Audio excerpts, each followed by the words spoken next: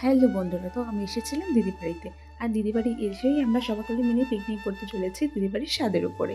তাই বিকেলবেলা সব কিছু নিয়ে চলে গিয়েছিলাম ছাদে। আর আমি তো এদিকে কাজে লেগে পড়েছি ছাদটাকে পরিষ্কার করার জন্য। ছাদটাকে পরিষ্কার করার পরে আমাদের বাজার করে নিয়ে এসেছিল সব পিকনিকের জন্য। তারপর তো আমি চিকেনটাকে ভালো করে ধুয়ে নিচ্ছিলাম, পরিষ্কার করে নিচ্ছিলাম এদিকে। আর ছাদের উপরে সকলে মিলে কাজ করছিল, চিকেনের জন্য মশলা তৈরি করছিল। আর আমরা বিরিয়ানি রান্না করব। আর এদিকে আমি আর দুটো বিরিয়ানি নিয়ে এসেছিলাম হোম থিয়েটার, যেহেতু বক্স আনতে পারিনি তো এটা দিয়ে কাজ করতে হবে। দিদি এদিকে তোড়জোড় শুরু করে দিয়েছিল। তারপর তো এদিকে আমি চিকেনটাকে ম্যারিনেট করছিলাম। যেহেতু বিরিয়ানি তৈরি করা হবে তার জন্য চিকেনটাকে আগে থেকেই ম্যারিনেট করতে হবে, যেহেতু খেতে খুব টেস্টি হয়। একে একে আমি সব মশলা দিয়ে এদিকে চিকেনটাকে ম্যারিনেট করে নিয়েছিলাম।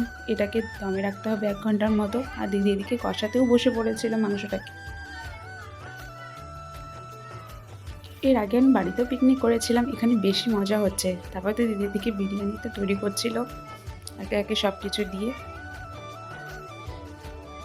বিরিয়ানির হাঁড়িটা তৈরি করে দিদি দমে বসিয়ে দিয়েছিল। আর ওদিকে আমরা সকলে মিলে খুব নাচানাচি করছিলাম। এদিকে বিরিয়ানিও রেডি হয়ে গিয়েছে। দেখতে তো খুব ভালো হয়েছিল, খেতে যে কেমন হয়েছে, খেতেও খুব সুস্বাদু হবে।